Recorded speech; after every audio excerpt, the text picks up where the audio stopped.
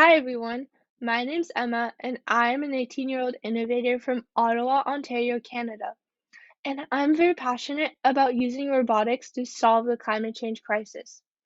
I'm here today with my team that consists of Arabi, Arushi, Anjini, and Hanjar. And I also happen to be one of the co-founders of RepAir, a company that strives to bring our Earth back to the way it started by removing air pollutants from our precious blue skies. So I'm here today pitching Repair's vision for the future, but the truth is, no solution can be implemented in the future if there is no future to begin with. Being a part of Gen Z, it upsets me that because of air pollution, my future will be filled with dust, droughts, and even deaths. Air pollution is not just some problem, air pollution is a life or death situation. In fact, according to the World Health Organization, 1 in 9 people globally will die from air pollution. That means that in this call here today, three of us are going to die from air pollution.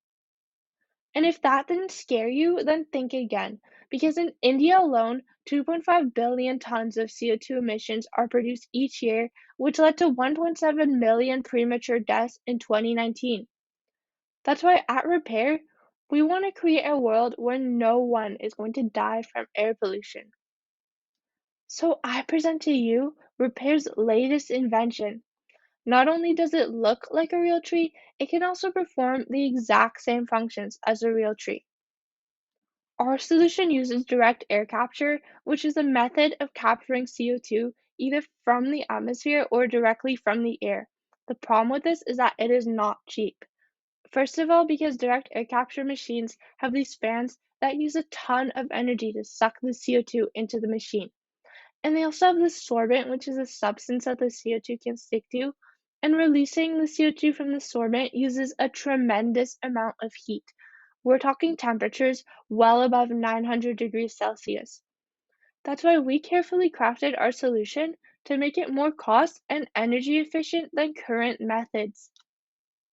So the first part of our solution involves capturing the CO2 into the tree itself. How does this work? Well, the tree is composed of a series of leaves, and each of the leaves is equipped with a little individual sensor.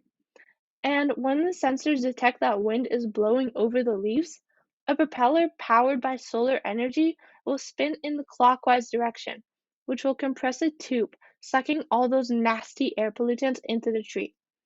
And once the tube is filled with air, the propeller will simply spin the other way to decompress the tube for future absorption cycles. And then the CO2 will fall down the tree trunk until it gets stuck to the sides of it, which are coated in our sorbent of immunoguanidine carbonate crystals. And the rest of the air pollutants and the clean air that do not get attracted to the sorbent will simply exit through the top of the tree, which will remain open to some extent. But the cool part about this tree trunk is that it is made of glass, which allows it to act like a greenhouse. So as sunlight shines through the glass, it heats up the inside of the tree trunk. And once temperatures reach 80 to 120 degrees Celsius, the CO2 will be released from the sorbent and will continue to fall down the tree, and it will move through a filter to become purified. And with our solution, whenever there's sunlight, there is clean air. Because as sunlight continues to shine through the glass, it will eventually hit a container containing water and a catalyst called platinum.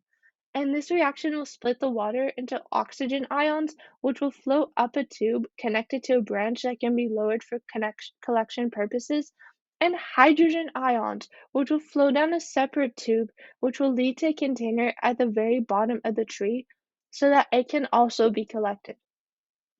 But the reality is, a tree cannot be a tree if it does not perform photosynthesis. Which is why with our solution, as CO2 continues to fall down the tree trunk, it will get detected by a sensor, which will then open a door to a container containing an enzyme called rubisco and water. And those three things will eventually meet up in a container containing a sugar called ribulose. And this reaction will form a molecule called RUBP, which will then split to form a whole new compound called 3-phosphoglyceric acid, also known as 3PG. And the 3PG will fall down the tree trunk just like everything else and will land in a container at the very bottom of the tree so that it can be collected just like the hydrogen.